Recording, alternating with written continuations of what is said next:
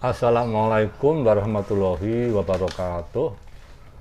Bahagia sejahtera buat kita semua. Jumpa lagi dengan channel informasi Amang Mawardi. Kali ini tamu channel saya adalah Mas Yuyun Surkon. Beliau adalah alumnus Setikosa AWS. Setikosa adalah singkatan dari Sekolah Tinggi Ilmu Komunikasi Massa AWS, Alma Mater Wartawan Surabaya. Selain alumnus dari Setikosa AWS, Mas Yuyun ini adalah Ketua Ikatan Alumni Setikosa AWS yang kebanyakan para alumninya adalah jurnalis dan broadcast dan humas-humas yang ada di Surabaya dan beberapa kota lainnya di Indonesia. Namun yang lebih menarik lagi adalah Mas Yuyun ini adalah pengelola, pemilik dari Warung Mbah Cokro yang terletak di Jalan Raya Prapen nomor 22 Surabaya. Warung ini buat saya begitu legend. Karena apa? Karena banyak aktivitas diskusi, pameran, pertunjukan, peluncuran buku, dan lain-lainnya yang diselenggarakan di Warung Mbah Cokro yang dikelola oleh Mas Yuyun Surkon ini. Nah, mungkin nanti teman-teman pemirsa dari channel saya akan bisa mendengar penjelasan dari Mas Yuyun Surkon yang humble, sederhana, tetapi beliau ini adalah seorang pekerja yang keras. Selamat siang Mas Yuyun. Siang. Bagaimana kabarnya? Alhamdulillah masih hidup. Mungkin bisa dijelaskan sekitar Warung Mbah Cokro. Tadi sudah saya awali ya. Tapi mungkin pemirsa ingin tahu yang lebih jelas dari sumber pertama. Siap. Tentang Warung Mbah Cokro yang begitu legend ini, yang pada akhirnya disebut sebagai warung aktivis karena amin. Ya, karena banyak cerita dari teman-teman yang saya dengar bahwa warung ini banyak dijadikan tempat ngumpul para aktivis mahasiswa di kota Surabaya ini. Mungkin bisa dijelaskan? Warung Mbah Cokro itu kalau dibilang tempat ngumpulnya aktivis ya semoga begitu. Ya. Karena memang sepengetahuan saya ya banyaklah teman-teman aktivis itu yang menjadikan tempat itu untuk melakukan rapat-rapat atau koordinasi atau sekedar kongko. Ya. Jadi Surabaya ini sebetulnya butuh ruang yang lebih bebas dari dalam tanda kutip aturan-aturan yang bersyarat ekonomi. Ya.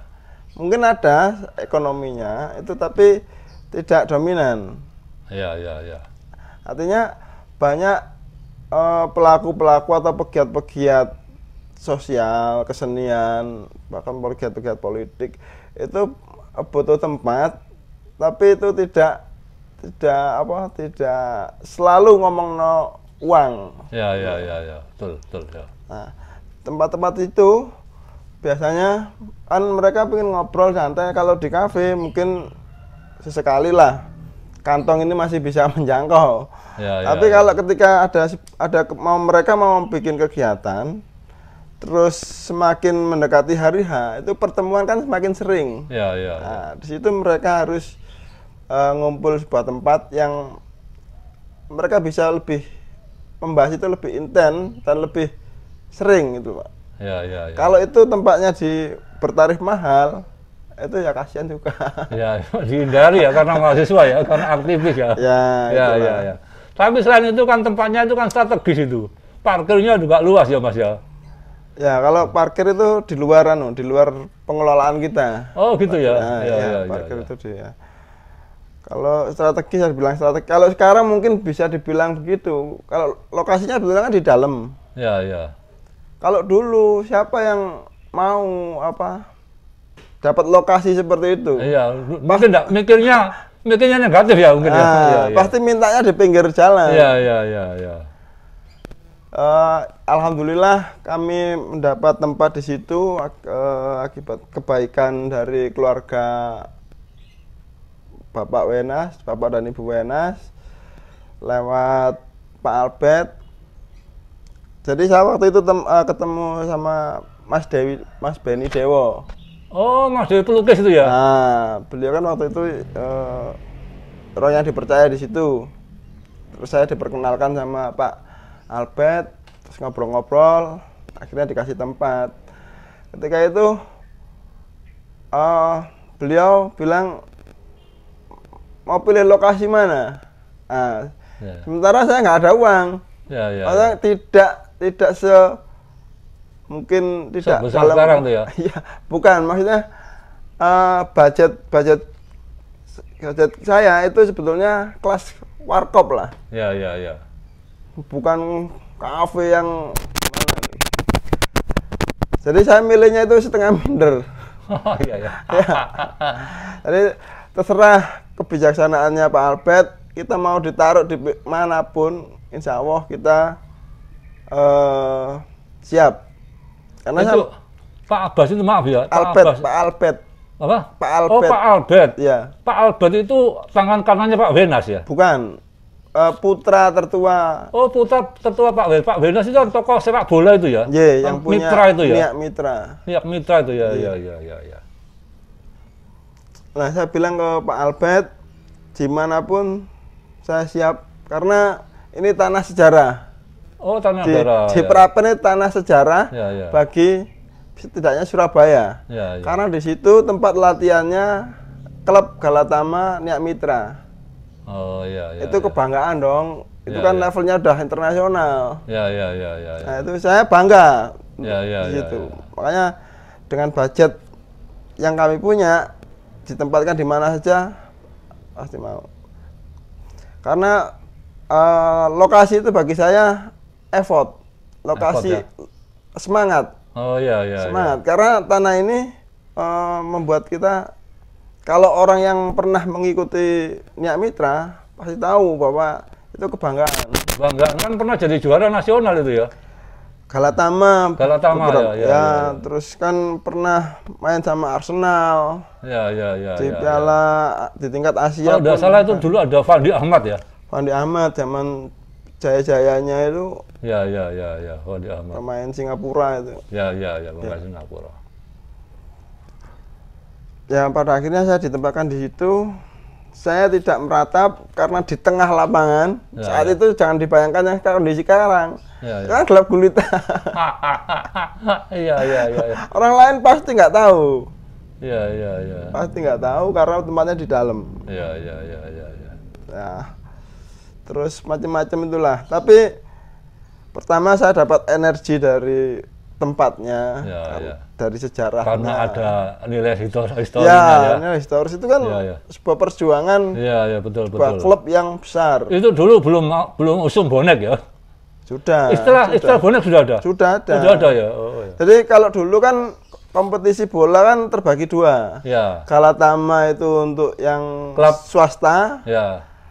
yang perserikatan Bon. itu ya Persebaya, PSMS, PSIS Oh, ya, itu ya, kan ya. punya pemerintah kota. Ya, ya, ya, ya, ya. Akhirnya tahun berapa itu digabung satu Gabung, ya, kompetisi. pernah, ya, ya, ya, ya, ya. Begitu Pak ceritanya. Terus gini Mas, saya dulu pernah mendengar ya bahwa warung Bacalko itu juga dianggap nyerempet-nyerempet, sehingga sampai mau ngadakan diskusi apa pemutaran film terus dibatalkan. Itu gimana ceritanya Mas? Ada yang bilang nyerempet-nyerempet, ada yang bilang warung merah, ada yang bilang warung kiri, itu terserah, itu penilaian dari Ya, ya, ya. pihak lain. Tapi yang jelas gini, saya sejak awal itu membayangkan bahwa Cokro itu sebuah tempat venue yang bisa saya kelola sedemikian rupa agar ini bisa lebih punya nilai tambah. Oh ya. Warung itu instrumen kecil di dalam tempat itu. Seperti halnya misalnya kita janjian, ayo kok bengi nang ngene kampus. Apakah kita betul ke kampus? Kita nongkrong di warung. Artinya itu instrumen kecil yang menunjang. Saya bayangkan saya ingin punya tempat itu yang bisa buat eksplorasi. Itu dalam tanda kutip itu dendam masa lalu saya. Kita berkegiatan kan banyak birokrasi, banyak dengan aturan-aturan. Kalau bikin di situ enggak pakai gitu-gituan kan ya? Itu kita eliminir sedemikian rupa sehingga teman-teman melakukan kegiatan itu budget berapapun insya Allah masuk. Karena gini, basicnya adalah kemanfaatan. Jadi kalau mereka manfaat, saya manfaat, bukan profitnya, tapi kegiatannya. Misalnya gini, kalau di tempat lain mungkin ada, dan itu sebetulnya wajar ya. Kalau sebuah tempat usaha itu harus menghasilkan kan wajar. Mungkin ada yang menarik, misalnya ada minimal order, bayar tempatnya dan lain-lain. Terus mau dekor ada aturannya. Itu kalau saya dulu berkegiatan seperti itu kan, aduh kok dibatasi? Ruwet, enggak bebannya kan bertambah. Sementara panitia itu punya beban untuk melaksanakan.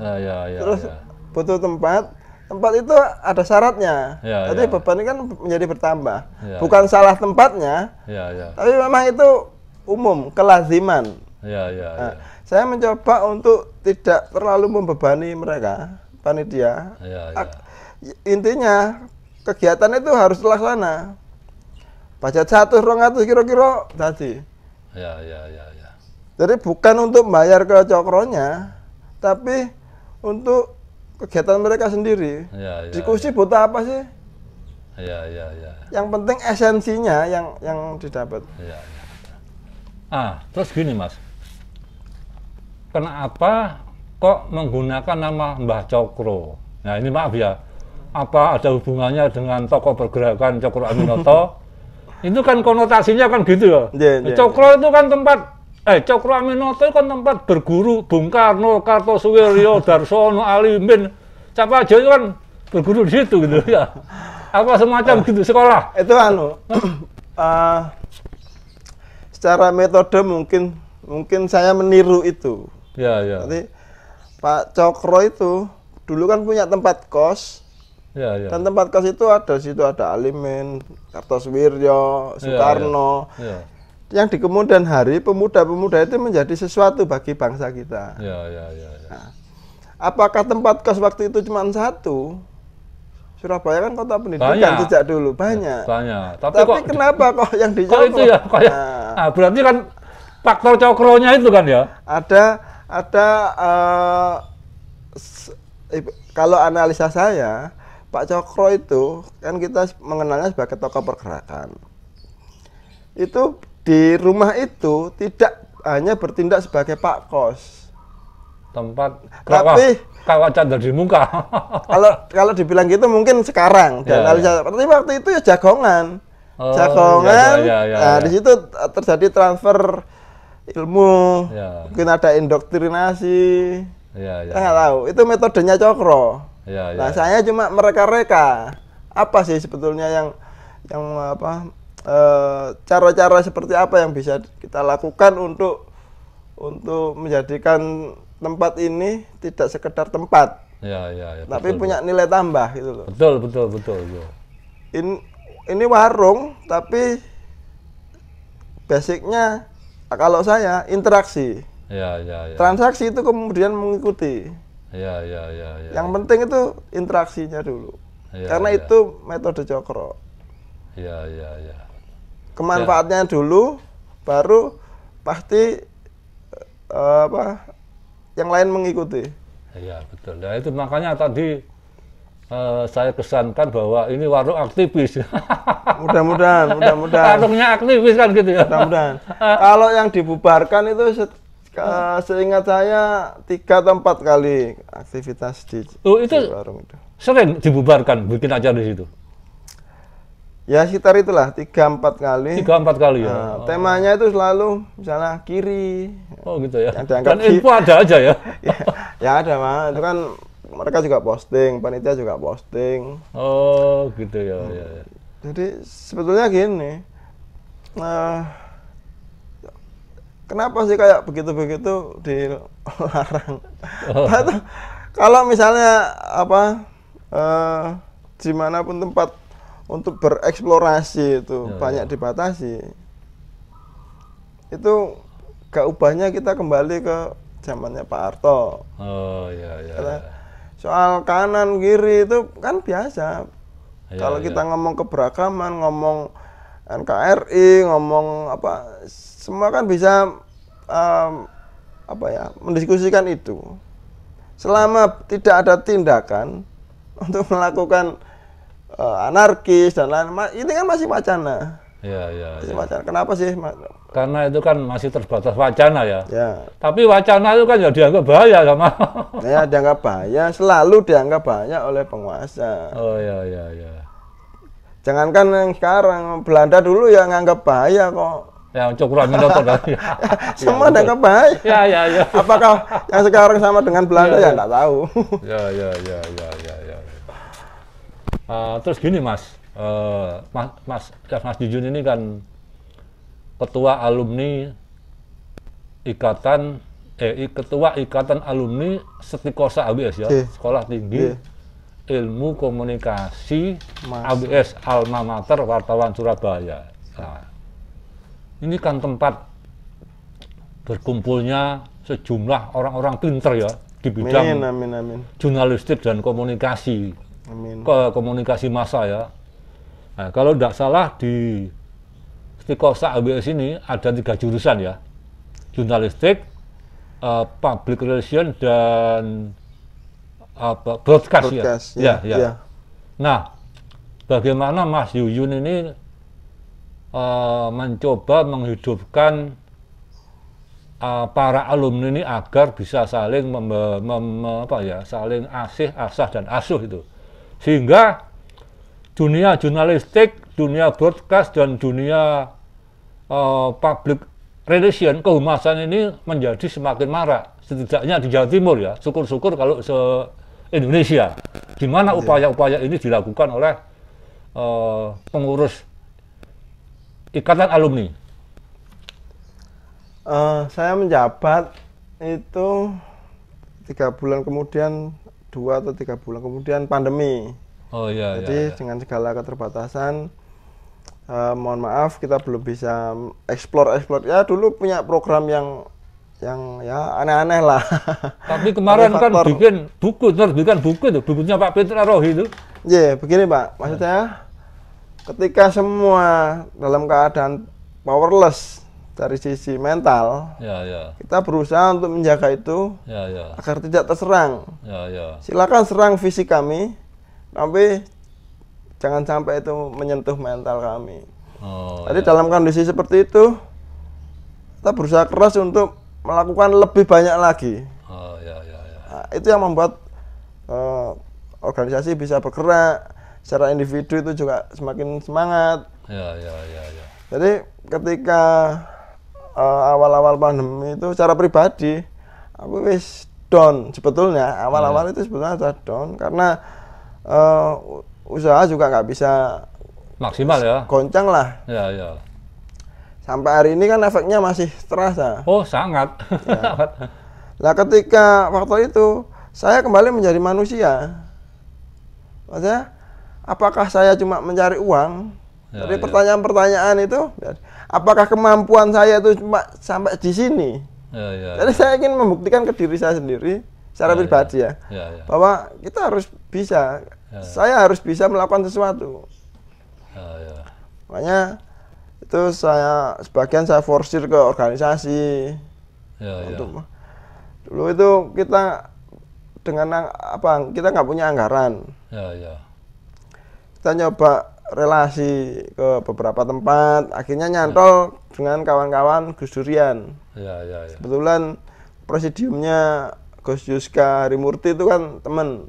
Itu anu ya, Yuska itu ketuanya ya? Presidium. Ketua Presidium Jawa Ya, Timur ya? ya. Ya, ya. Presidium nasional kalau nggak salah. Oh, nasional ya? Ya. Oh, ya. Beliau punya beberapa program, salah satunya kita kerjakan, yaitu bagi-bagi sembako 150 paket, satu paket itu nilainya. Yang kemarin atau tadi saya baca di Facebook itu ya? Bukan. Oh, bukan ya? Awal corona. Oh, awal corona. Puasa tahun kemarin. Ya. Kita bagi-bagi 150 paket sembako di warga sekitar. Ya. Itu kan Tridharma perguruan tinggi. Oh, ya. Kita berusaha melaksanakan itu. Pokoknya aktivitas sosial kita perbanyak. Termasuk bagi-bagi susu, Ya. bagi-bagi dolenan, itu kerjasama sama teman-teman Cokro Bergerak. Ya. Jadi di warung Cokro itu ada aktivisnya, Pak. Oh, gitu ya. Karena aku ya bingung, ini warung tak LSM. Ya. Ya, dua-duanya lah. Ya, dua-duanya. Terima kasih teman-teman Cokro Bergerak. Ya. Terus gini, Mas. Ya, ini rumah jenengan ini kan di kawasan Rungkut ya. Yeah. Nah, rumah Rungkut ini kan sudah padat. Yeah. Padat sudah padat lah menurut saya ini. Mungkin salah satu kecamatan terpadat di Surabaya ini. Nah, tadi ketika saya memasuki rumahnya Mas Yuyun ini saya dibikin surprise. Loh, ternyata rumahnya ini halamannya luas, kemudian yang bikin kaget itu tadi yang mungkin bisa dilihat di awal video ini tadi ya. Yeah. Itu kan saya syuting ada sudut-sudutnya itu ada sentuhan artistik, ada sentuhan lingkungan hidup, Siap. banyak pot, banyak macam-macam lah. Sehingga saya menyimpulkan Mas Yuyun ini mungkin seorang aktivis, juga seorang boleh dibilang berkecimpung di dunia komunikasi massa, kemudian di dunia wirausaha ya. Yang bikin saya kaget yaitu tadi, loh ternyata juga pencinta lingkungan hidup. Mungkin bisa diceritakan, Mas. kok apa ya, kok menyentuh sektor itu juga gitu loh. Enggak, itu kalau tanaman, kadang gini Pak, kita terlalu lebay untuk melabeli diri menjadi A, menjadi B, menjadi C. Oh iya. Saya cuma pengen jadi apa yang saya senangi saja. Oh gitu. Apa yang senangi, apa yang bisa kita manfaatkan, apa yang bisa diambil manfaatnya, itu aja. Kalau tanaman itu sebetulnya dari dulu, saya pengen dari dulu. Dulu saya tinggal di tempat istri, itu rumahnya luas, mondok lah nang mertua. Ya. Itu tanahnya luas, itu di situ saya berkebun. Ya. Saya mencoba mempraktekkan mata rantai makanan. Oh ya. Jadi pelihara binatang, tanaman, sampai binatang lagi. Jadi ada makan rata-rata makanan lah. Ya. Beberapa saat itu sempat berhasil. Ya. Karena faktor rumah dijual, jadi itu terpaksa diringkes dulu. Ya. Sampai berlanjut sampai sekarang. Ya tanaman sebelum pandemi itu ya tetap bercocok tanam. Ya. Tapi kan untuk hiburan. Ya. Awal-awal pandemi mulai, wah ini ya menarik lah kayak sumber. Ini kan kalau dikembangkan jadi bisnis ini. Ya. Sekarang ini kan dunia flora ya, dunia flora atau fauna ini. Dunia tanaman lah. Campur aduk. Iya. Nah gitu, awal-awal pandemi dulu, wah ini menarik gitu. Daripada kalian jadi sumber lah. Iya. Sumber. Akhirnya saya perbanyak. Biasanya kalau kan dipotong dibuang gitu aja. Sekarang saya tancepin lagi. Iya, 8 bulan itu mulai kelihatan. Kelihatan hasilnya. 1-2 bulan ini mulai jualan. Oh iya. Tuh, jualnya di sini juga ya? Online, Pak. Oh, online. Yeah. Oh, makanya. Ya, online. Depan tertutup. Terus pengirimannya gimana, Mas? Saya kirim sendiri sama anak saya. Yang jualan itu sebetulnya anak saya. Oh gitu. Ya. Anaknya Mas Yuyun. Iya. Ya. Luar biasa ya. Saya ini buruh taninya putri saya. Oh. Iya, biar lah belajar loh, Pak. Belajar betul ya. Demikianlah teman-teman perbincangan pagi ini. Pagi ya ini ya, masih jam 10. Nah, pagi ini dengan Mas Yuyun Surkon, seorang pengusaha kuliner warung Mbah Cokro. Minder aku disebut pengusaha. Ya. Ketua Ikatan Alumni Setikosa AWS. Dan yang belakangan ini menekuni bidang tanaman hias. Siap. Semoga bermanfaat buat kita semua. Amin. Mungkin ada pesan-pesan buat teman-teman pemirsa. Pesannya apa ya?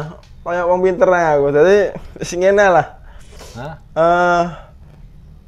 Kalau saya pribadi itu mandang bahwa kita dalam kondisi apapun itu tetap jaga psikis, jangan terforsir pada jaga fisik. Sumber penyakit itu asalnya dari psikis. Cuma sehat kalau gangguan jiwa. Dari mana sumber semangat itu? Ya dari lingkungan. Kadang kita nggak peka bahwa Tuhan telah mengirim sinyal-sinyal untuk membuat kita semangat. Dulu Pak, saya awal pandemi itu,